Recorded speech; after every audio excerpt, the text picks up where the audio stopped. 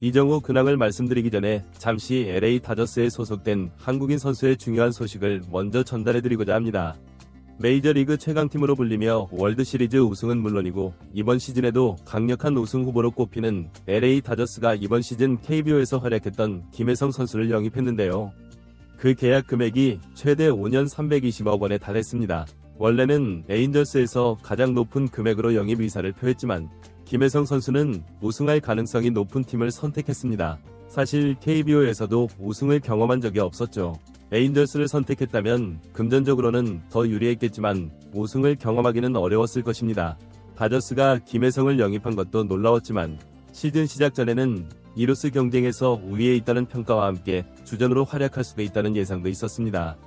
하지만 초반 10경기에서의 활약이 기대에 미치지 못했고 결국 마이너리그부터 미국 야구에 적응하는 과정을 시작하게 되었습니다. 김혜성은 본래 배트를 짧게 잡는 스타일인데 다저스 코치진은 김혜성의 배트 그립을 길게 잡도록 변화를 주었고 이에 적응하는 시간이 필요했습니다. 이러한 변화가 가능했던 이유는 김혜성이 생각보다 파워가 매우 좋기 때문입니다. 실제로 마이너리그에서 5개의 홈런을 기록했고 도루 시도에서는 단 한 번의 실패도 없었습니다. 하지만 김혜성이 뛰어난 활약을 보여도 다저스 1군에서 뛰기는 쉽지 않았습니다. 주전 자리가 모두 채워져 있었기 때문이죠. 그러던 중 한국계 미국인 곽현수, 에드먼가 부상을 당하면서 곧바로 김혜성을 콜업했고 김혜성에게 메이저리그 데뷔 기회가 찾아왔습니다. 먼저 애틀란타와의 경기 9회에 대수비로 데뷔했고 이어진 경기에서는 대주자로 출전해 도루에 성공했습니다.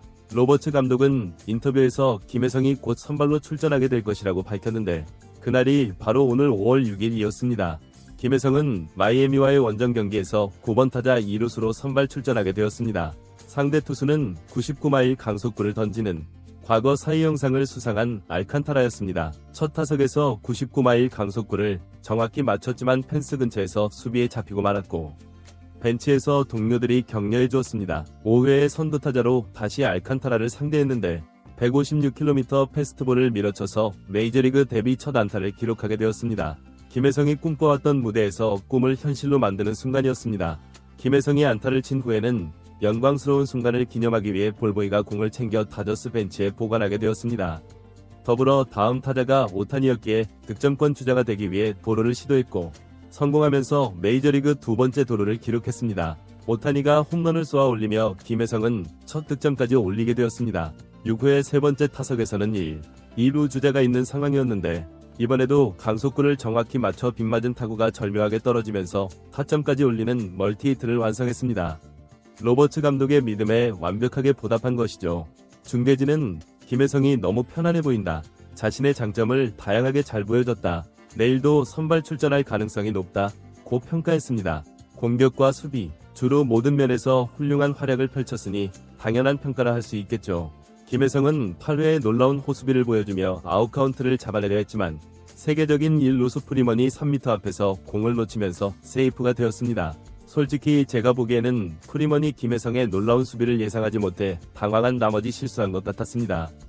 김혜성은 메이저리그 데뷔전에서 4타수 2안타 1타점 1득점 1도루의 대활약을 펼쳤고 다저스는 7에서 4로 승리하며 1위 자리를 지켰습니다. 김혜성이 곽현수와 함께 주전으로 자리 잡게 된다면 더욱 좋겠네요.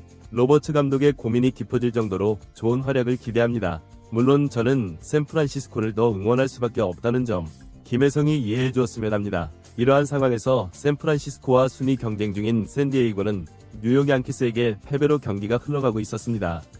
한편 이정우는 콜로라도와의 4연전에서 타율을 끌어올릴 것으로 기대됐지만 상대가 메이저리그급 투수가 아니다 보니 오히려 고전하며 만족스러운 결과를 얻지 못했습니다.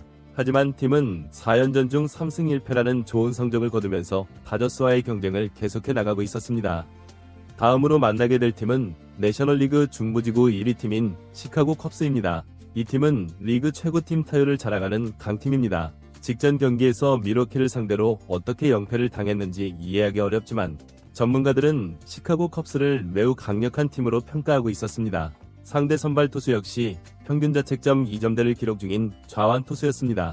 이런 상황에서 이정우가 불리함을 느끼고 안타를 치지 못할까 걱정할 수도 있지만 이정우는 오히려 수준 높은 투수일수록 안타를 더 잘 쳐내는 특성이 있습니다.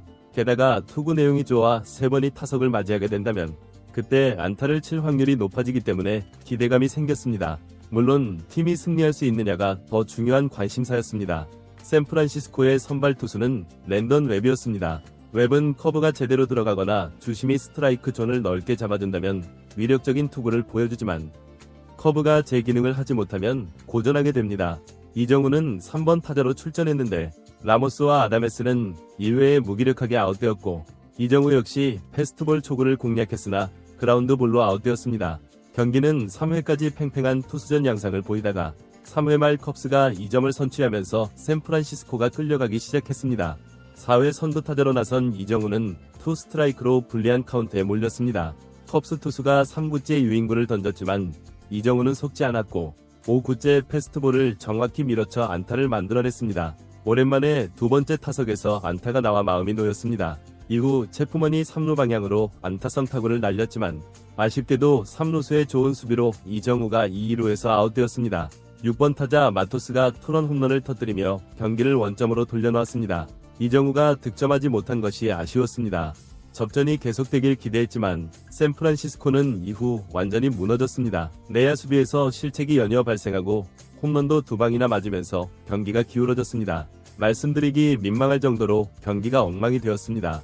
이정우는 6회 타석에서 6구째 2루 땅볼로 아웃되며 3타수 1안타를 기록했습니다. 우리가 바라던 시나리오와는 거리가 멀었습니다. 6회에 5실점을 허용하면서 샌프란시스코는 초토화되었습니다. 마치 전날 샌프란시스코가 콜로라도를 상대로 승리했던 것처럼 이번에는 샌프란시스코가 콜로라도와 같은 처지가 된 듯했습니다. 원래는 2점 차이였기에 승리조 불펜을 투입해 따라가려는 전략이었으나 수비 실책들로 인해 불펜 투수들의 멘탈이 흔들리면서 무사말로 밀어내기 볼넷 등 끔찍한 상황이 연출되었습니다. 결국 2에서 9로 크게 밀린 상황에서 패배가 확실시되었습니다. 시카고 컵스는 분위기가 매우 좋았고 한 여성 아나운서는 노래까지 부르며 즐거워했습니다. 이정우는 8회의 네 번째 타석에 들어섰습니다. 냉정하게 말해 이 경기의 패배는 어쩔 수 없었습니다. 더 중요한 것은 이정우의 멀티히트였습니다.